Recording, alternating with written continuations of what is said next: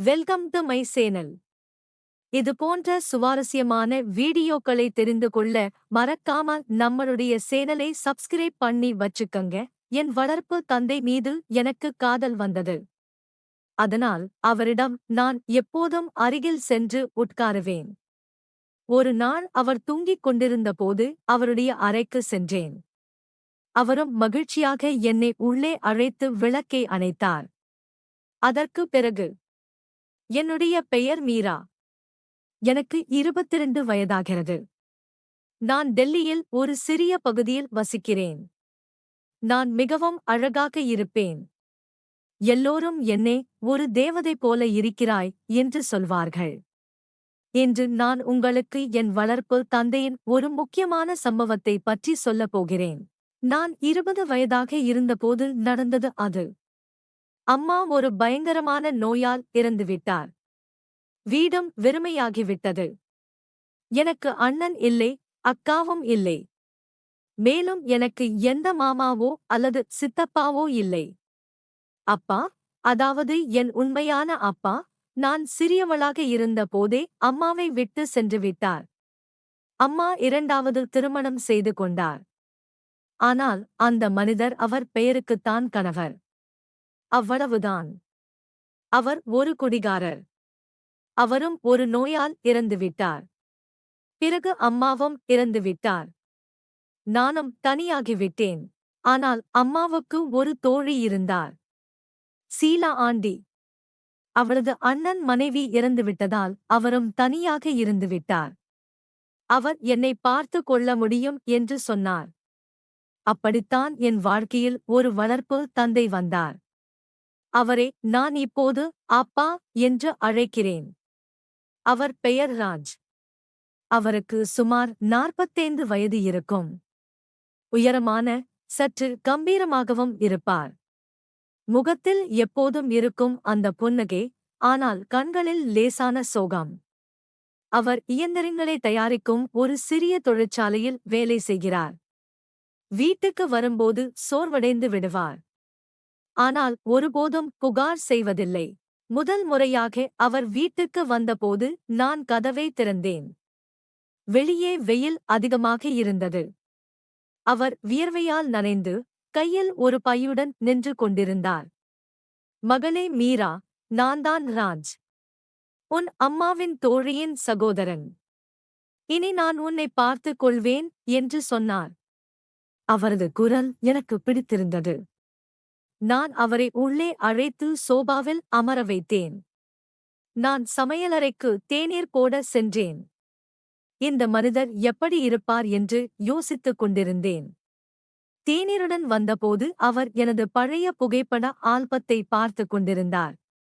நீ மிகவும் அன்பானவள் மீரா, அப்படியே உன் அம்மாவைப் போல என்று சொல்லி அவரது கண்கள் சிறிது நேரம் என்னை உற்று பார்த்தன. நானும் புன்னகைத்தேன். ஆனால் என் இதயத்தில் ஒரு சிறிய அசைவு ஏற்பட்டது.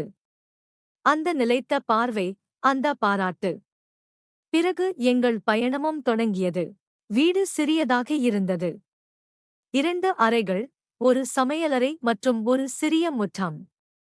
ராஜ் அப்பா காலையில் சீக்கிரம் எழுந்து தேநீர் போட்டு என்னை எழுப்புவார். எழுந்திரு மகளே, கல்லூரிக்கு நேரம் ஆகிவிட்டது என்று சொல்வார். ஆனால் அவரது குரலில் இருந்த பாசம் எனக்கு பிடித்திருந்தது. நான் அப்போது கல்லூரியில் ஆர்ட்ஸ் படித்துக் கொண்டிருந்தேன். வீட்டுக்கு திரும்பும்போது அப்பா ஏற்கனவே வந்துவிடுவார். சோர்வாக இருந்தாலும் எப்போதும் சிரித்துக் கொண்டே இருப்பார். மாலையில் நாங்கள் ஒன்றாக உட்கார்ந்து டிவி பார்ப்போம். ஒரு நாள் அப்பாவின் சட்டை பொத்தான் உடைந்திருப்பதை நான் கவனித்தேன். அப்பா, என்ன இது?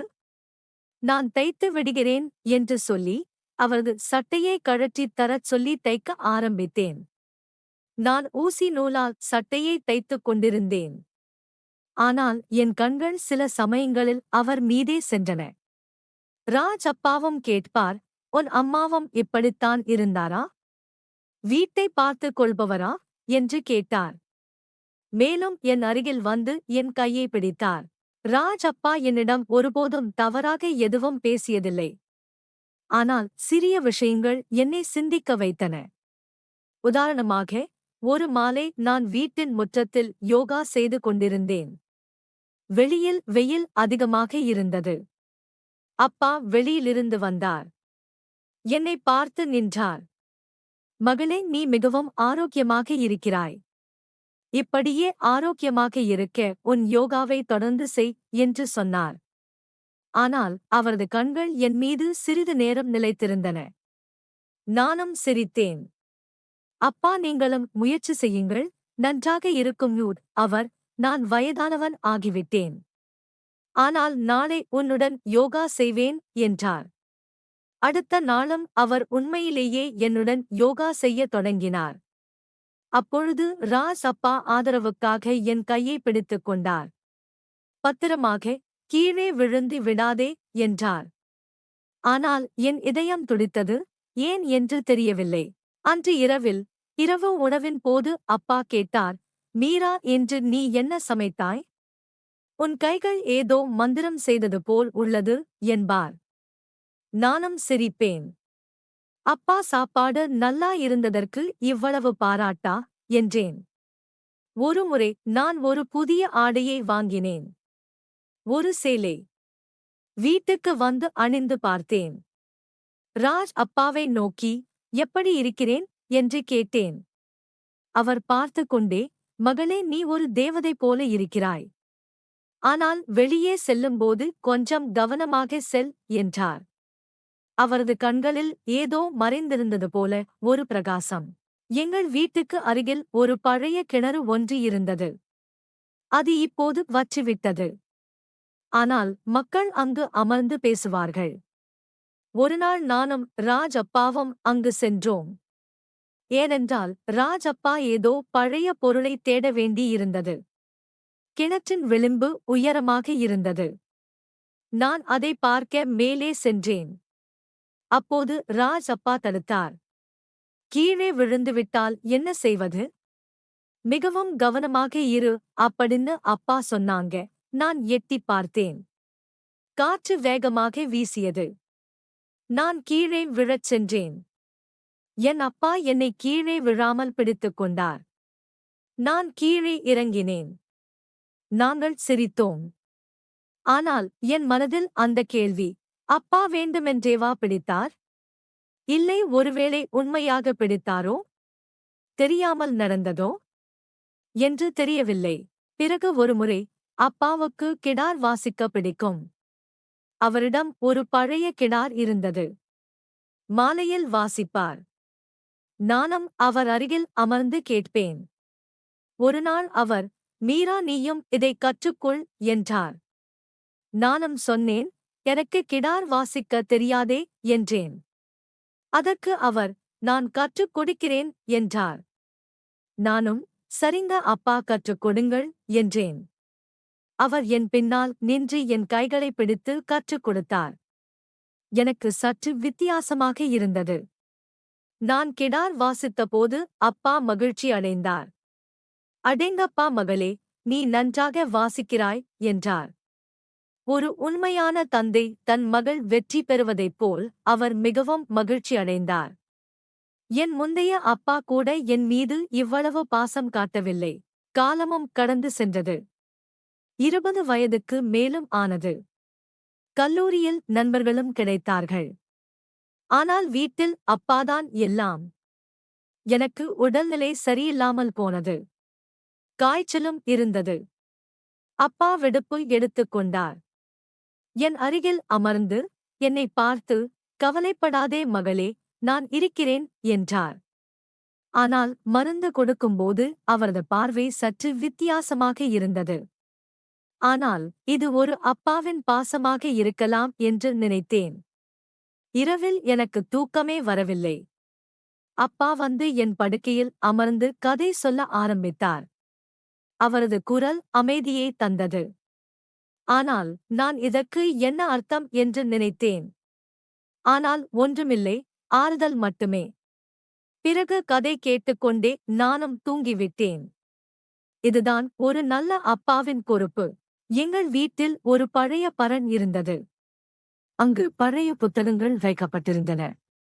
ஒரு நாள் நான் அங்கே ஏதோ தேடச் சென்றேன். ஆனால் படிக்கட்டுகளில் இருந்து கீழே விழப்போனேன். அப்பா கீழே இருந்தார். அவர் என்னை கீழே விழாமல் உடல் முழுவதும் கட்டி அணைத்து பிடித்துக் கொண்டார். கவனமாக இரு மீரா, என்ன செய்கிறாய்? நீ விழுந்திருந்தால் என்று அவர் கோபமாக சொன்னார். நானும், மன்னிக்கவும் அப்பா, இனி கவனமாக இருப்பேன் என்றேன். அப்பா, உன்னைத் தவிர எனக்கு இந்த உலகில் வேறு யாரும் இல்லை. உனக்கு ஏதாவது நடந்தால் நான் எங்கே போவேன் என்றார். அவரது கண்களில் கண்ணீர் இருந்தது. நான் அவரது கண்களில் கண்ணீரைத் துடைத்து, அப்பா இனி அப்படி நடக்காது என்றேன். பிறகு மெதுவாக அப்பா எனக்கு வணிகம் கற்றுக் கொடுக்க ஆரம்பித்தார். அவரும், மகளே, வாழ்க்கையில் பலமாக இரு என்பார். நாங்கள் சில சமயங்களில் ஒன்றாக தொழிற்சாலைக்கு செல்வோம். அங்கே நான் இயந்திரங்களை பார்ப்பேன். அப்பா அதை பற்றி சொல்லிக் கொடுப்பார்.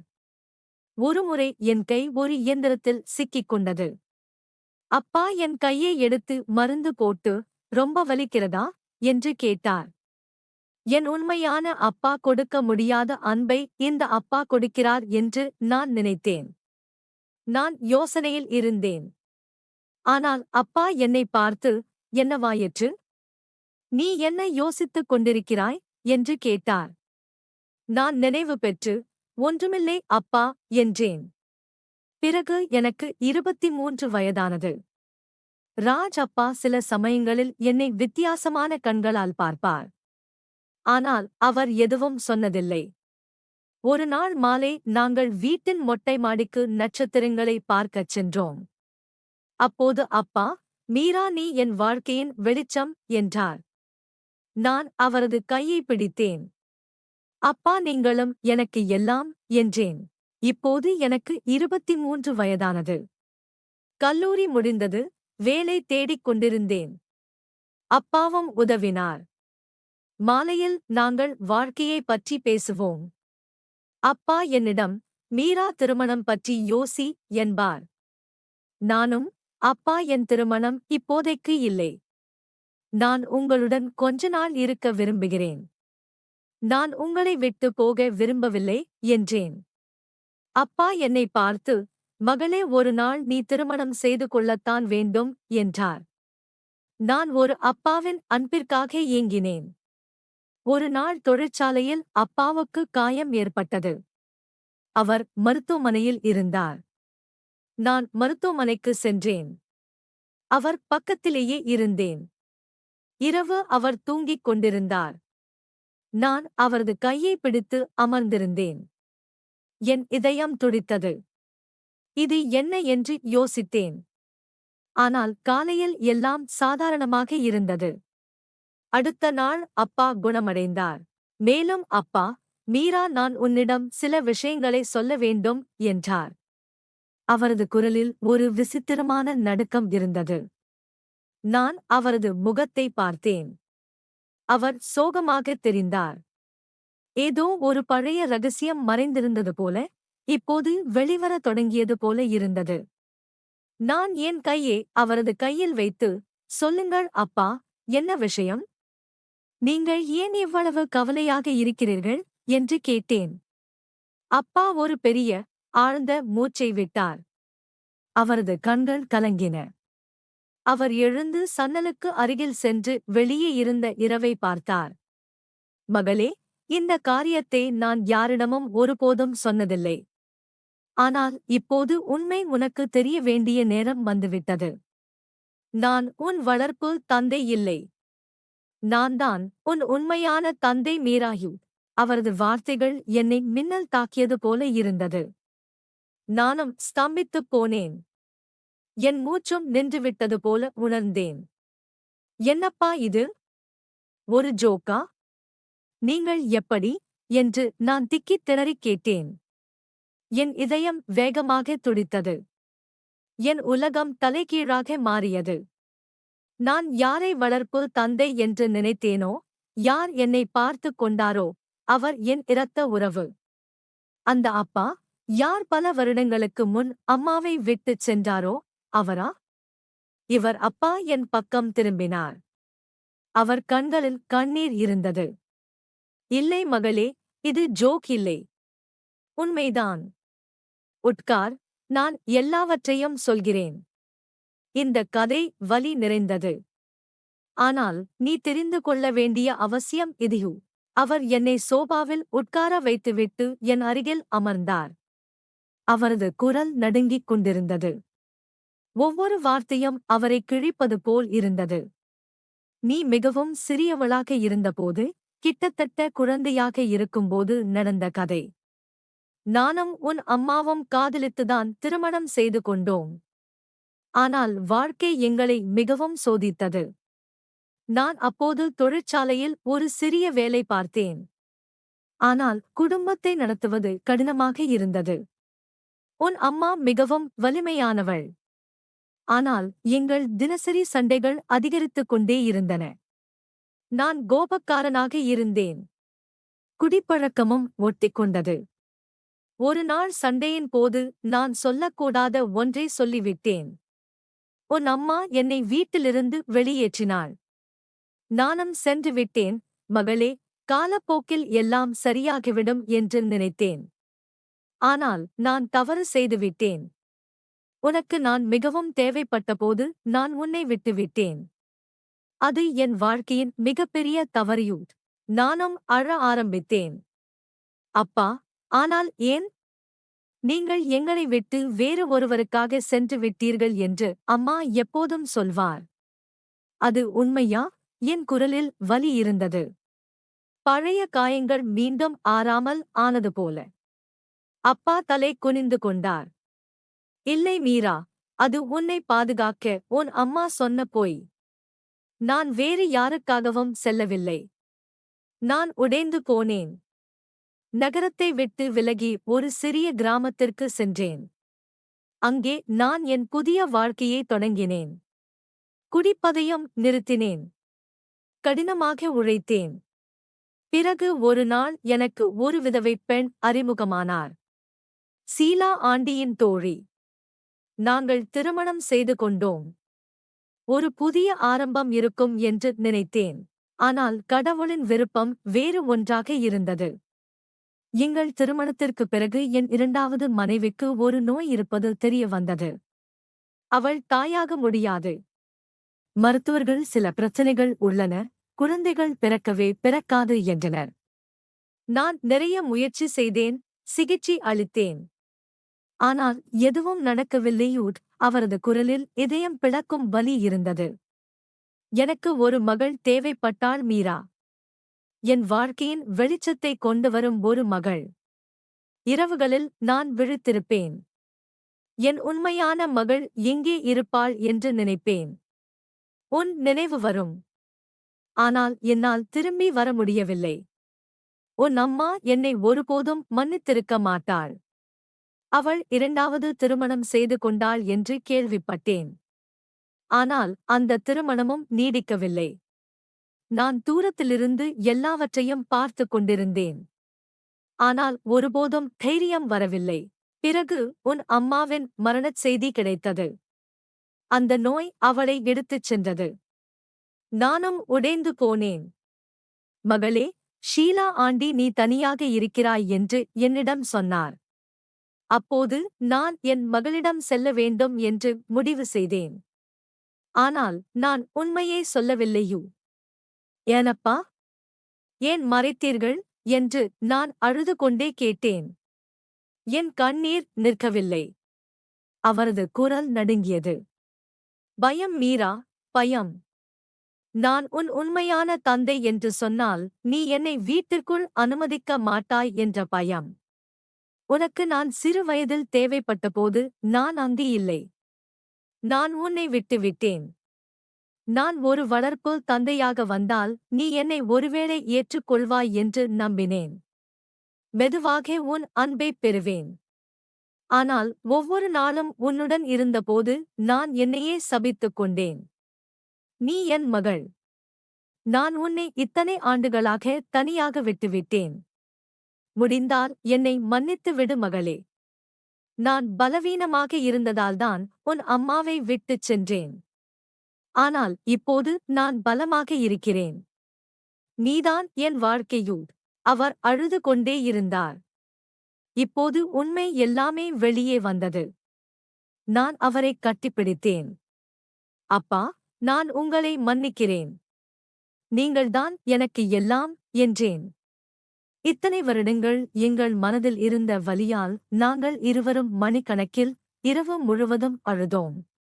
அந்த இரவு எங்கள் வாழ்க்கையை மாற்றியது. இப்போது ராஜ் வளர்ப்பு அப்பா இல்லை, என் உண்மையான அப்பா அவர்தான் என்று தெரிந்தது. இப்போது எங்களுக்குள் ஒரு தந்தைக்கும் மகளுக்கும் இடையேயான உண்மையான அன்பு மட்டுமே இருந்தது. இந்த வீடியோ பிடிச்சிருந்துச்சு அப்படின்னா மறக்காம நம்மளுடைய சேனலை சப்ஸ்கிரைப் பண்ணிக்கங்க. உங்களுடைய கருத்துக்களை கீழே இருக்கிற கமெண்ட் செக்ஷன்ல கண்டிப்பா சொல்லுங்க. தேங்க்ஸ் ஃபார் வாட்சிங்.